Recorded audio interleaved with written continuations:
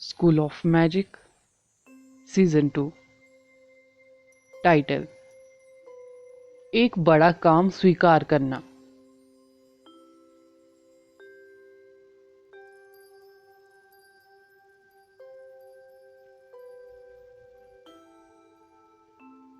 हरी चाय का एक बर्तन, 2 कप और एक बांस का बगीचा। हुसैनगढ़ एनफोर्समेंट यूनियन के पिछले पिछवाड़े में हमेशा शांति और स्थिरता का एहसास होता था, जो इसे शोरगुल वाले शहर से अलग करता था। चाय बनाना वाला व्यक्ति जितेश राजेश सोनी था। उसने चाय को प्यालों में 70% तक भर दिया। चाय में चाय पीने वाले आदमी के काले बाल और मूछें झलक रही थी। उसका चेहरा बूढ़ा लेकिन सुंदर था। आदर्श की बात करते हुए मैं उत्सुक हूं। जितेश अनुचित होने के लिए प्रसिद्ध है। आपने आदर्श को टीम में शामिल होने के लिए उन्हें कैसे मनाया? जितेश मुस्कुराया। कृपया इसका जिक्र न करें। जब भी मैं इसके बारे में सोचता हूं तो मेरा दिल दुखता है, काली मूंछों वाले व्यक्ति ने कहा। मुझे यकीन है कि यह कोई महत्वपूर्ण चीज है, अगर इसे खोने से आपका दिल दुखता है। जितेश ने अपनी भुएं ऊपर उठाई। वह इतना उत्सुक था कि वह भूल गया कि वह चाय डाल रहा था। क्या यह सही नहीं है? मैं अपनी बेटी के प्रति इतना भी अच्छा नहीं था कि बिना पलक झपकाए उस चीज को दे दूं। उम्मीद है वो बच्ची मुझे निराश नहीं करेंगी। चलो चाय का आनंद ले। मैं अभी इसके बारे में बात नहीं करना चाहता। मैं सिर्फ अपनी चाय का आनंद लेना चाहता हूँ, काली मूंछों वाले व्यक्ति ने कहा। जितेश और प्रश्न पूछना चाहते थे, लेकिन उनका फोन बीप करने लगा। किसी ने उसे एक टेक्स्ट भेजा था। जितेश ने स्क्रीन पर नजर डाली। उसके चेहरे पर तुरंत एक अवर्णनीय भाव आ गया। यह विस्मय, भ्रम, आश्चर्य और अजीबता का मिश्रण था। यह क्या है? कुछ गंभीर हुआ है? काली मूंछों वाले आदमी ने कहा। अरे ठीक है, आदर्श ने टीम छोड़ दी, जितेश ने अजीब स्वर में कहा। अरे कौन उसे बाहर निकालने की हिम्मत करता है? जितेश और उन 4 सलाहकारों को अभी मुझसे मिलने आने के लिए कहे। वह आदमी अपने पैरों पर खड़ा हो गया। उसने खुद ही टीम छोड़ दी? वह आदमी तुरंत शॉक रह गया।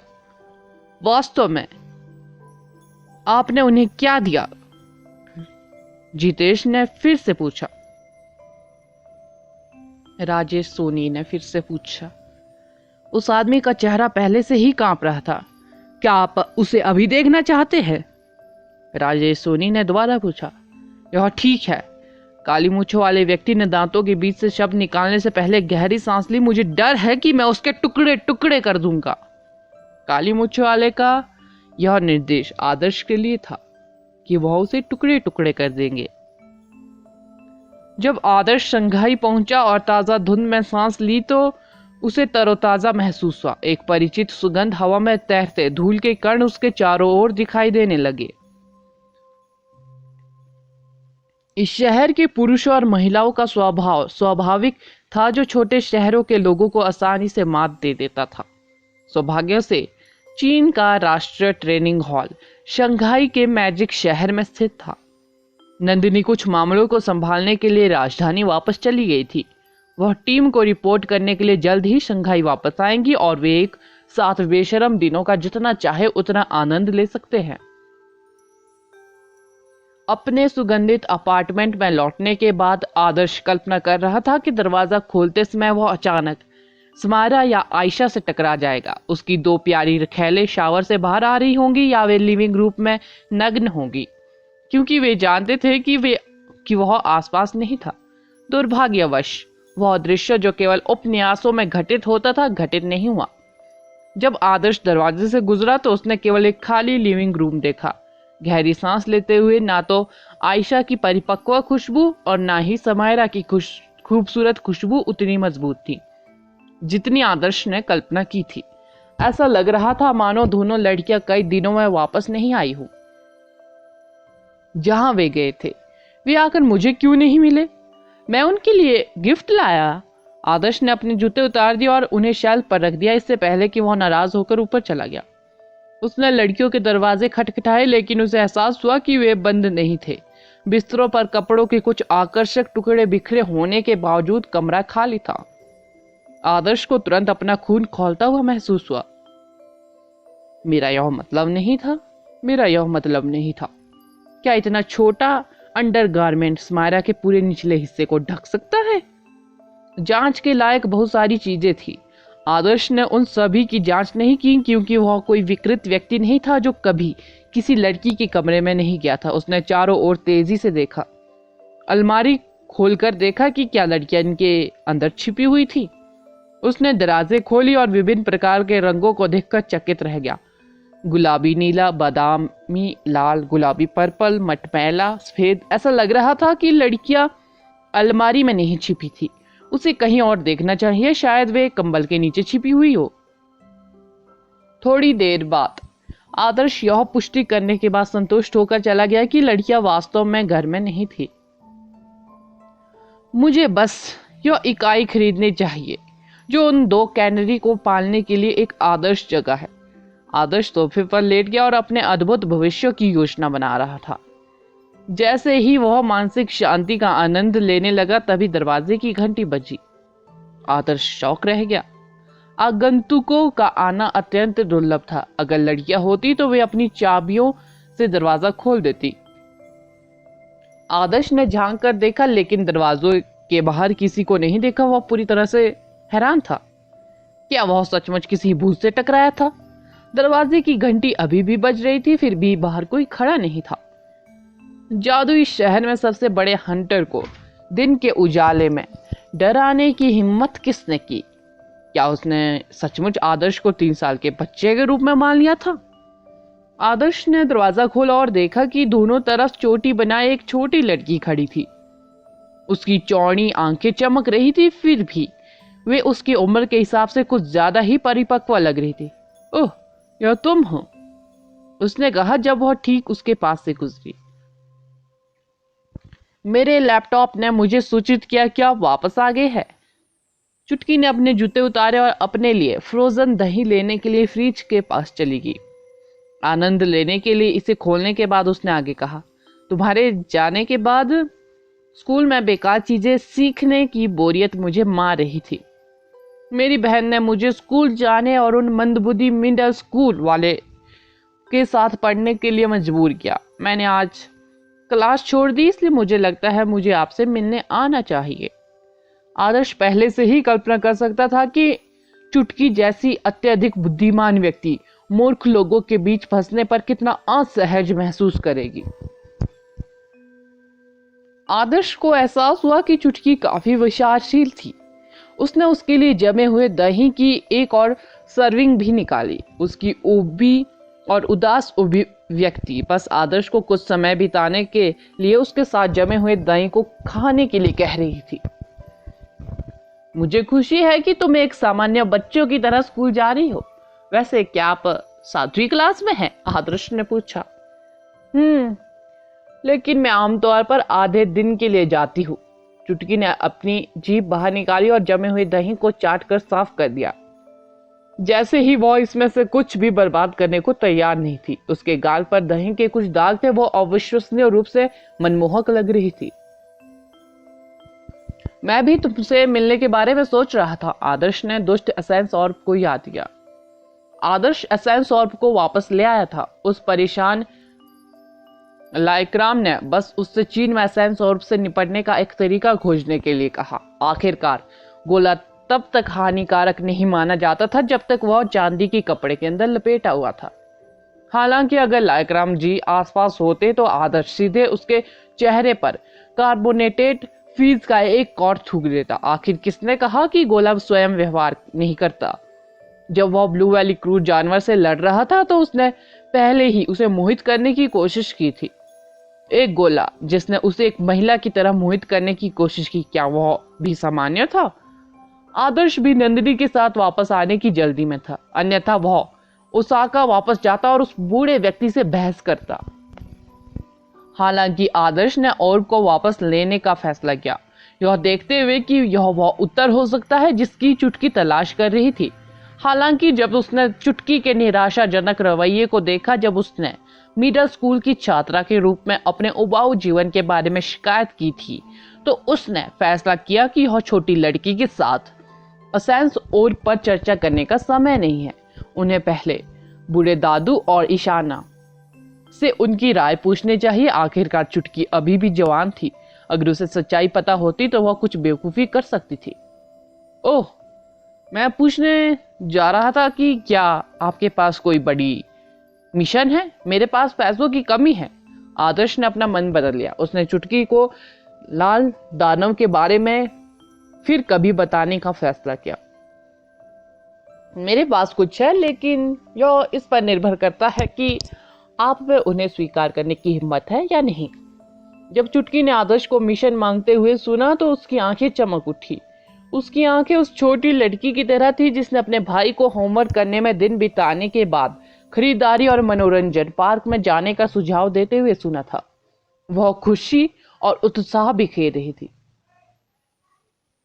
मैं लाखों की संख्या वाले मिशनों के बारे में बात नहीं कर रहा हूं, बल्कि कम से कम 10 मिलियन और उससे अधिक के मिशनों के बारे में बात कर रहा हूं। मैं अब सचमुच गरीब हूं। मुझे पालने के लिए 2 गर्लफ्रेंड और 1 बेटी है। मेरे पास ट्रेनिंग के लिए कुछ एलिमेंट भी है। आदर्श ने उसे ईमानदारी से सूचित किया। वास्तव में आप जो मिशन पा रहे हैं उससे अधिक इनाम वाली मिशन मौजूद है। मेरी नज़र पहले से ही कुछ समय से इस पर थी। हालांकि इस तरह के काम के लिए आमतौर पर एक पूरी टीम की आवश्यकता होगी, यदि यह केवल हम दोनों हैं। चुटकी ने कहा, क्या होगा अगर नंदिनी हमारे साथ आए? उसकी लड़ने की क्षमता चार्ट से बाहर है। अगर वो हमारे साथ आती है तो हमें कोई परेशानी नहीं होगी, भले ही यह थोड़ा जोखिम भरा है। आदर्श ने कहा, मैं उसके बारे में जानती हूँ। ठीक है, मैं तैयारी करूंगी और देखूंगी कि क्या हम काम ले सकते हैं। वैसे आपको रैंक ऊपर जाना चाहिए। एक एडवांस हंटर से हंटर मास्टर के रूप में अपना खिताब अपग्रेड करना चाहिए। आपके पास पहले से ही पर्याप्त अंक है, चुटकी ने कहा। जरूर, अब मैं करूंगा। आदर्श ने सिर हिलाया। हंटर मास्टर उपाधि के बिना उच्च स्तरीय मिशनों को स्वीकार करना कठिन था। कई ग्राहकों के पास यह सत्यापित करने का समय नहीं होगा कि वे कितने सक्षम हैं, और उनमें से अधिकांश ऐसे बच्चे पर अपना समय बर्बाद करने को तैयार नहीं थे जो हंटर मास्टर भी नहीं था। टाइटल जितना ऊंचा होगा वह उतने ही उच्च लेवल के मिशनों को स्वीकार कर सकेंगे। School of magic season 2 title advance level black pendant. चुटकी के जाने के बाद आदर्श ने और ढिलाई नहीं बरती। वह अपने कमरे में वापस चला गया और ध्यान करने लगा।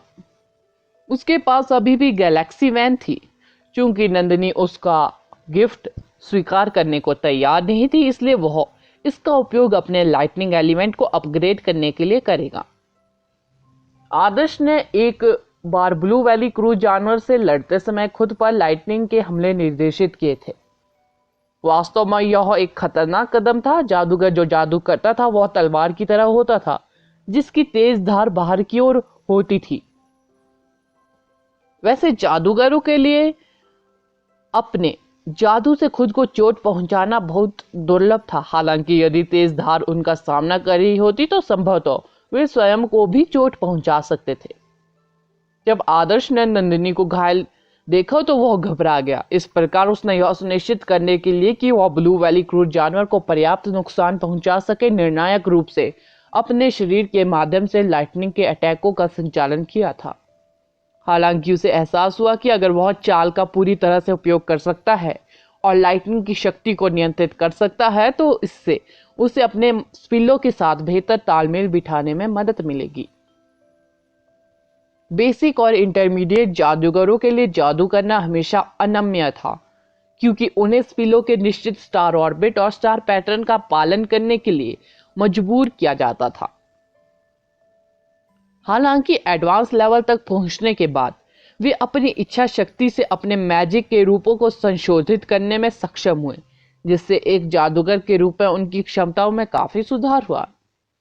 स्वयं के माध्यम से लाइटनिंग का संचालन करना। आदर्श का मानना था कि इस चाल में महारत हासिल करने के लिए उनके लिए कुछ समय बिताना आवश्यक था। ऐसा महसूस हुआ जैसे जब उसने अपने शरीर से लाइटनिंग का संचालन किया तो उसने एक अटैक लाइटनिंग कवच पहना हुआ था जो डेमन प्राणियों के उसके बहुत करीब आने पर पलटवार करेगा। ऐसा कहा जा रहा है कि आदर्श इसलिए उत्साहित नहीं था क्योंकि उसे कई नई चाल मिल गई थी, बल्कि इसलिए उत्साहित था क्योंकि जोखिम भरी चाल ने उसे लाइटनिंग नेबुला के आसपास की बाधा को छूने की अनुमति दी थी। आध्यात्मिक जगत में निहारिका का आकार और चमक निश्चित थी।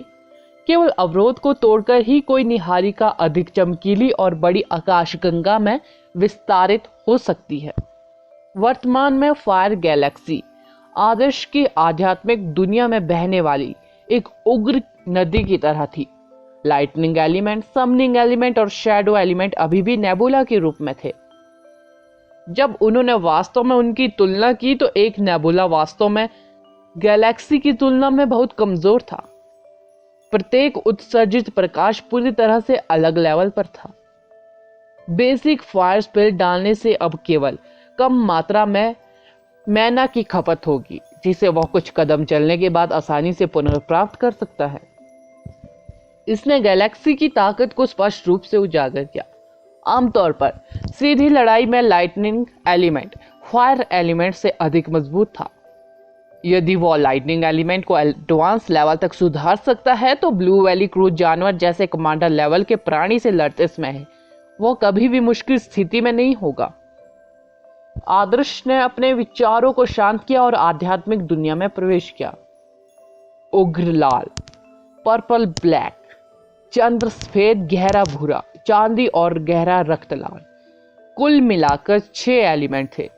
जब भी आदर्श को याद आया कि केवल उसका फायर एलिमेंट एडवांस लेवल तक बेहतर हुआ है और यह तथ्य कि एक गैलेक्सी वैन की कीमत लगभग 100 मिलियन होगी, तो उसे दृढ़ता से महसूस हुआ कि उसके पास वर्तमान में जो पैसा है वह केवल एक छोटा सा भत्ता था।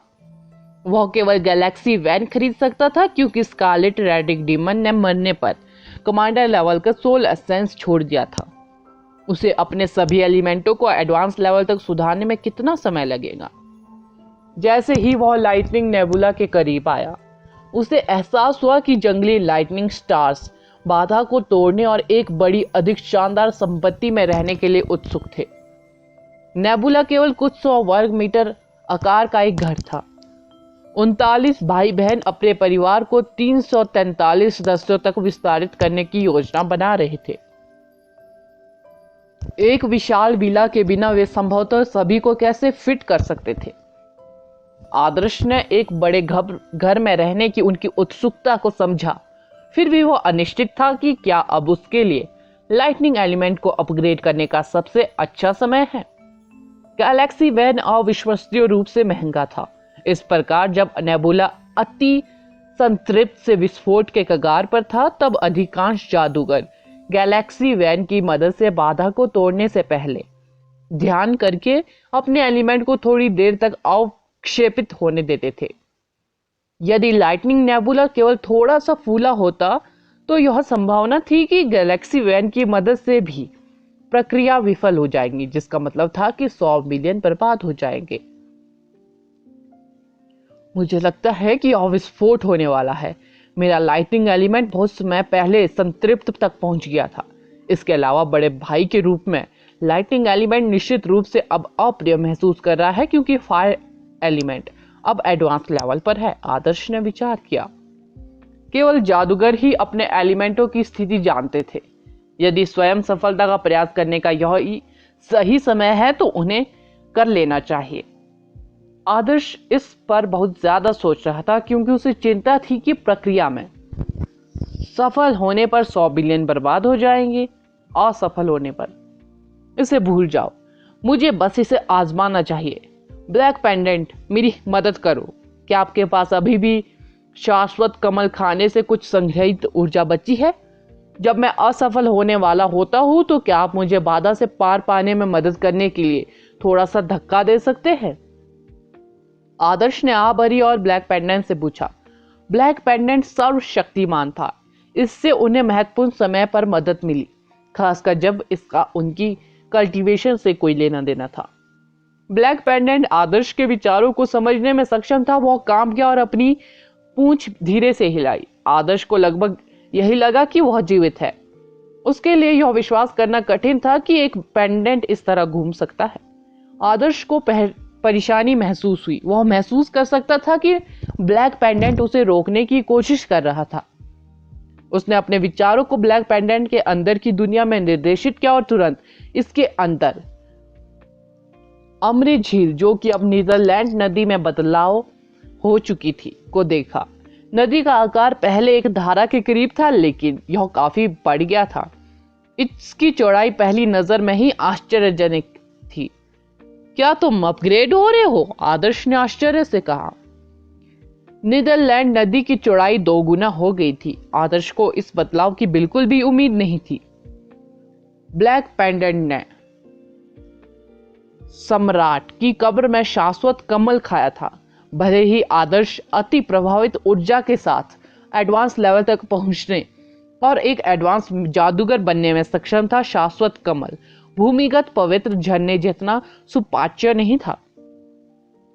ब्लैक पेंडेंट को हमेशा से इसे अपग्रेड करने में कठिनाई हो रही थी। आदर्श ने शुरू में सोचा था कि ब्लैक पेंडेंट ने विकसित होने का अवसर गंवा दिया है, फिर भी उससे आश्चर्य हुआ। नीदरलैंड नदी का काफी विस्तार हो गया था। आदर्श ने करीब से देखा और पाया कि नीदरलैंड नदी अभी भी धीरे धीरे बढ़ रही थी। दूसरे शब्दों में, प्रक्रिया समाप्त नहीं हुई थी। नीदरलैंड की नदी अभी भी और बढ़ेगी। क्या तुम मुझसे कह रहे हैं कि बाधाओं को और बढ़ाने के लिए मुझे आपका विकास पूरा करने के बाद सफलता के साथ आगे बढ़ना चाहिए? आदर्श ने ब्लैक पेंडेंट के इरादों का अनुमान लगाया। ब्लैक पेंडेंट ने हिलते हुए सकारात्मक जवाब दिया। ठीक है, मैं तुम्हारी बात सुनूंगा। बकवास। क्या इसका यह मतलब नहीं कि तुम्हारे अपग्रेड होने के बाद मेरी कल्टीवेशन की गति बढ़ जाएगी? यह बहुत अच्छा होगा यदि स्पेस एलिमेंट एक निगारिका में विकसित हो सके, इसलिए मैं स्पेस एलिमेंट के इंटरमीडिएट स्किल्स सीखना शुरू कर सकता हूं। आदर्श उत्साह से अभिभूत था। सम्राट ने कभी उम्मीद नहीं की होगी कि उसने अपनी कब्र पर घुसपैठियों को रोकने के लिए जो ईश्वरीय वस्तु रखी थी, वह ब्लैक पेंडेंट के भोजन के रूप में समाप्त हो जाएगी। यह बिल्कुल उचित था। इसका कोई मतलब नहीं होगा यदि शाश्वत कमल, जिसे सुपर स्पिल भी नष्ट नहीं कर सकते, मैं केवल गैलेक्सी वैन जितनी ही ऊर्जा होती। ब्लैक पेंडेंट ने ऊर्जा को संग्रहित कर लिया होगा और इसे धीरे धीरे बचा रहा होगा। अगला एपिसोड जानने के लिए बने रहे मेरे इस चैनल के साथ। Thank you.